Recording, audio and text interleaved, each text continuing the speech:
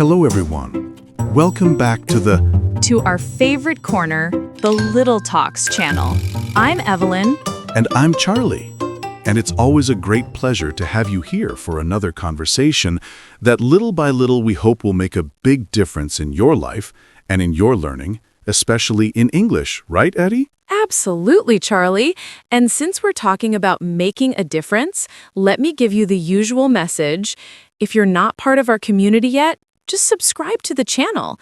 It's a click that helps us a lot to bring more content like this with lightness and depth. Click there. It's quick. Yes. And today, our little talk will touch on a theme that is, unfortunately, very common in the lives of many people, especially at school. It is a subject that, although serious, we need to address with affection and reflection. Let's talk about bullying in the school environment. Exactly. It's a heavy topic, but our intention here is not to let anyone down, but to turn on a light, promote empathy, and of course, as always, piggyback on this subject to give you some tips on how to start unlocking your English in a simple way.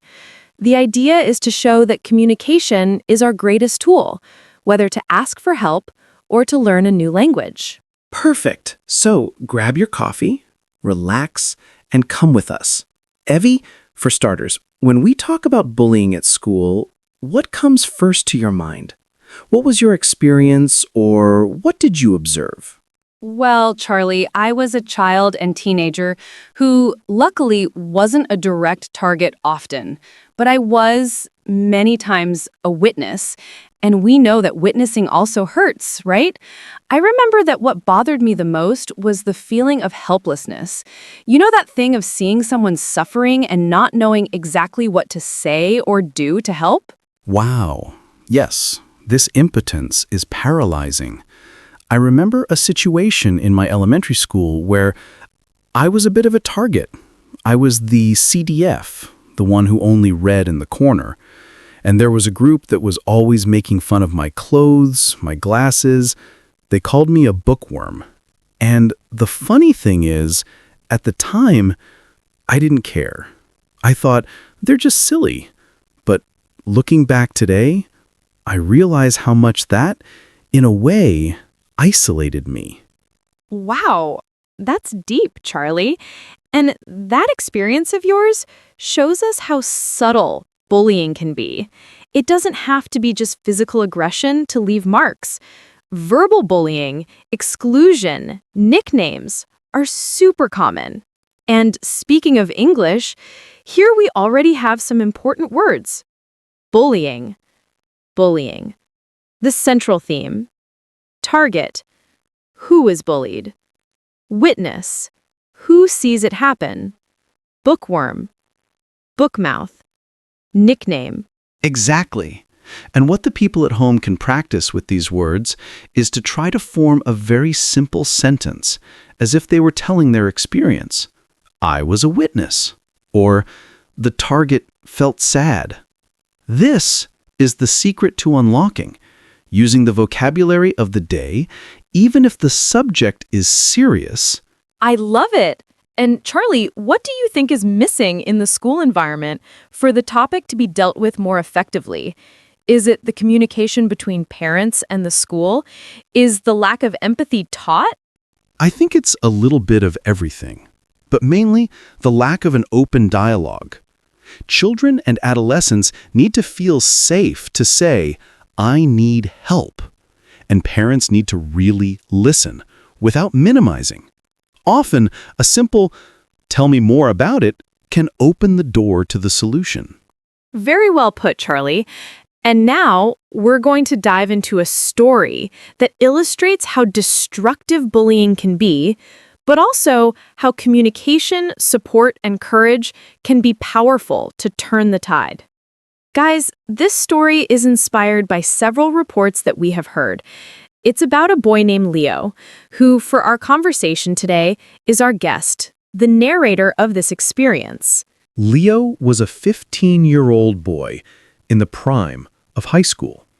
He excelled at math, but he had one big problem: social anxiety, which caused him to be very quiet and have few friends.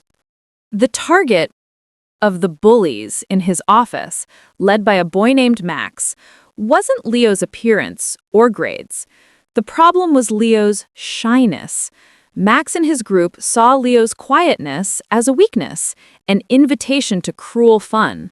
They didn't hit, but the harassment was daily and invisible to the teachers. They emptied the air from the tires of his bicycle, hid the school supplies, and the worst part, they created a fake profile on social networks using Leo's name and photo, posting embarrassing and false messages, exposing him to ridicule. One day, Leo, who was already skipping school and losing sleep, saw a post on his fake profile that said, "I hate school and I hate myself." It was the last straw.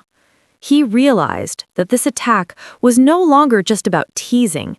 It was about his mental health. Leo, luckily, had an aunt who was a psychologist and who always encouraged him to be clear about his feelings.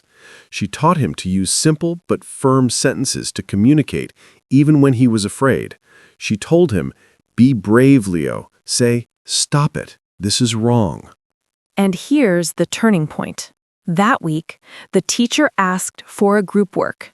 Fate, or the cruelty of the teacher, put Leo and Max in the same group. Max tried to humiliate Leo in front of everyone, saying, "Oh no, the silent one is here." But Leo, remembering his aunt's words and the pain he was feeling, took a deep breath, and instead of crying, he stood up, and with a trembling voice, he said, "And this is where English practice comes in. Max, stop this. I'm going to talk to the principal. This is not funny. It is bullying." The silence in the room was absolute. Max, who expected tears and silence, was stunned. And what happened next is the most important. A colleague who had never spoken to Leo, Pedro, raised his hand and said, "I saw the fake profile. Leo is telling the truth." It was Leo's courage to communicate using direct phrases that gave the witness, Pedro, the chance to finally act. The situation was taken to the principal, and the bullying, with the proof of social networks, was finally confronted. Leo did not become popular, but he gained something much more valuable: respect and proof that his voice, even if low and simple, has enormous power. What a strong story, Charlie. We get goosebumps with Leo's courage. And what remains of this story is that communication, even the most basic, can be a shield and a weapon. We don't need to be masters of rhetoric. We need to be clear. Exactly, Evie. And that brings us straight to our bonus focus, English practice for beginners. Notice the phrases that were used in Leo's story. They are short, simple, and extremely useful in everyday life, for any situation, not just for bullying. Let's take 3 key phrases from the story and see how we can use them to begin to unravel English. Story quote, meaning, and practical daily use. Here we go. Some examples. Stop this. Stop that. Stop the music. This is wrong. This coffee is wrong. I need help. I need a glass of water. It's the repetition and application of these simple structures that build fluency. There is no point in wanting to start with a speech by Obama. The secret is, I am hungry. I am fine. I like this. And what does Leo's case teach for life? The importance of being an upstander, not a bystander. If you are a witness, remember Peter's phrase, Leo is telling the truth. Leo is telling the truth. It's a short sentence, but it saves. And for those who are hurting, the lesson is, your voice matters, and you're not alone. Use the vocabulary you already have to communicate, whether in English, Portuguese, or in writing. Talking is the first step to healing and to the solution. The phrase to practice today is, I will talk about it. I'll talk about that. Charlie, this episode was intense but very necessary. We talked about bullying, but deep down the main theme is the courage to communicate. Perfect. And to close with a flourish, and so that the people at home can start practicing English, let's summarize the key words and golden phrases that you can use to start familiarizing yourself with a new language and, in addition, use it in life.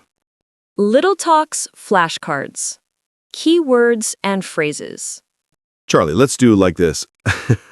I say the essential words, English, to correct conversation, and you show me how to respond with simple, everyday phrases, English to conversation. Let's go, Charlie! Wow, it will make it easier to practice and fix. Let's go then. A very used word, hello. Hello. Hello. I'm here. Continuing. Thanks. How are you? Yes. No. Yes, I need help, please. School. Let's go today is the test. Friend. I don't know. I know it by sight. Talk. See you soon.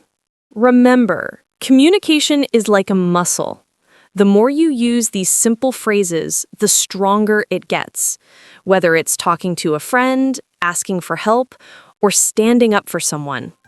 Our final reflection is, don't wait for the perfect courage. Use the courage you have to speak up what needs to be said.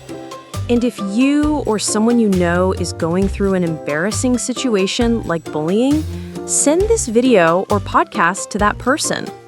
Don't forget to leave your like below to help us spread this message of empathy and courage.